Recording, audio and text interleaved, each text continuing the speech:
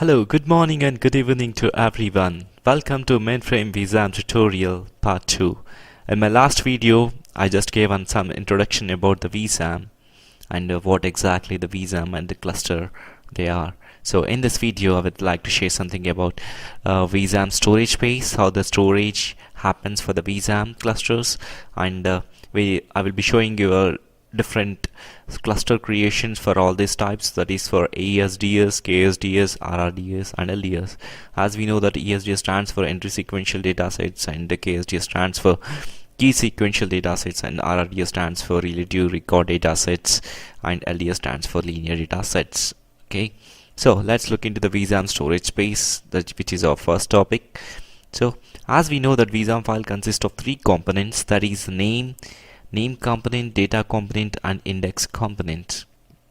So ESDS, RRDS and LDS clusters has only a name and data components, but KSDS has all these three components, that is name, data and index.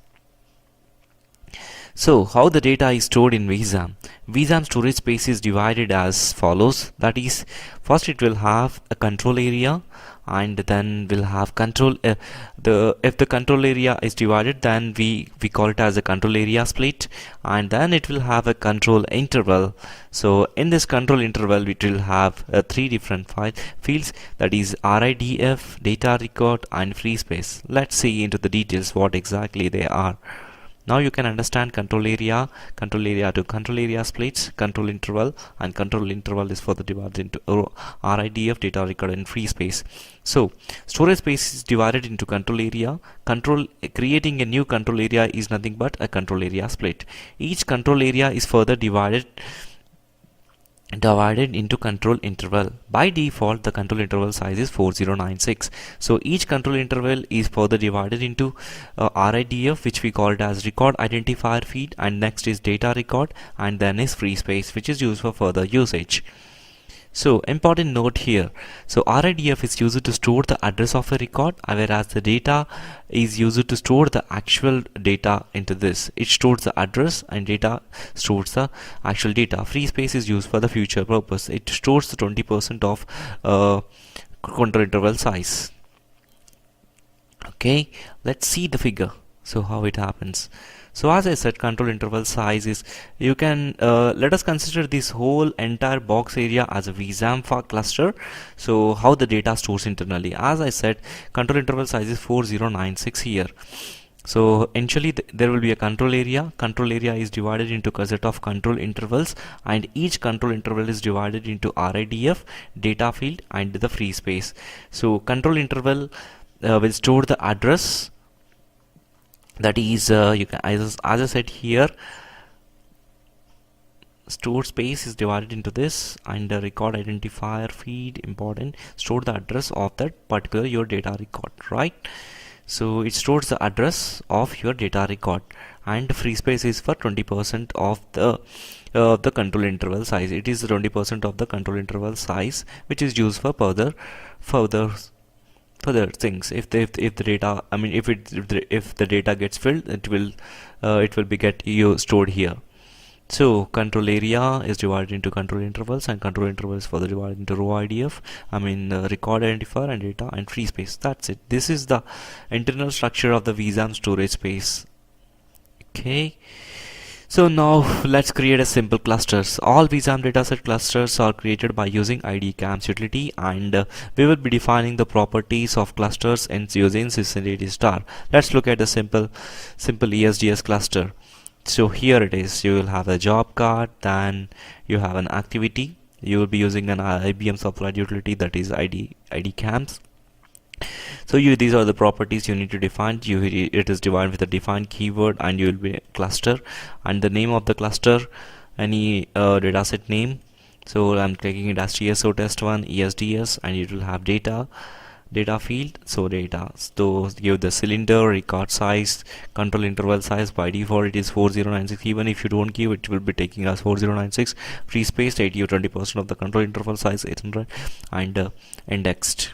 Since it is a non-indexed, so ESDS is a non-indexed, it won't have any key, so we need to specify is non-indexed. So coming to the KSDS, Coming to KSDS, the same way you'll be having a job card activity, that is we use IBM supply utility ID camps.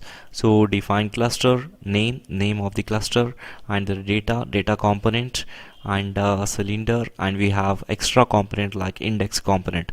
As I said, except the KSDS is the only cluster which uses all these three components, that is name, data, and index components. Okay, so here, since it is having an index component, we need to specify a key, that key value.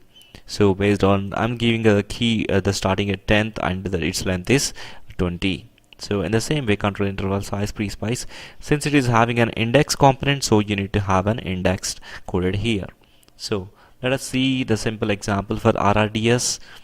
So name, data, cylinder, record size, controller size, numbered. Since RRDS is the numbered, so we give it as a numbered. Everything remains same like an ESDS, except it, instead of non-index, it should be numbered. Okay, let us also see a simple LDS cluster. So it also looks same like I have to give it here as LDS, so it would be better so that it can be understand good. So the data component same, and you should give it as numbered, right? So these are the different ways of cluster. Sorry, it should be a linear, since I just copied from there. So these are the different things. We need different ways of creating a cluster. That are 4 different kinds of cluster. So the main the key point over it here is this point. So whenever you code whenever you want a LDS cluster, the components will be same except the linear. So for RRDS it should be numbered, and for KSDS, since it has the index component, you should make it as indexed and these things. So in KSDS, whenever you store the data is automatically so in a sorted order. And the same way ESDS, it should use non-index, right? So these are the different clusters we create in real time, but mostly we use KSDS since we wanted the data to be sorted by default, and it should have some key and everything. So we mostly use the KSDS, and it depends on the things, and depends on the requirement, depends upon the programmer decision. So someone might be using ESDS, RRDS, and LDS. So mostly KSDS and ESDS are used in real time. So these are the different clusters. Note, very important note is ESDS is equivalent to a sequential file, and KSDS is equivalent to an indexed file, and RRDS is equivalent to a relative file. And in the same way, LDS is equivalent to a line sequential file. So that's all for this today's video. So just to recap, we have discussed about how the VSAM storage happens, and different ways of creating clusters.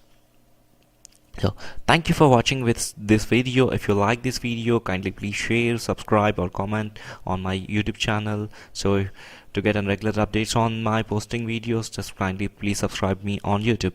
Thank you for watching. Have a great and pleasurable day.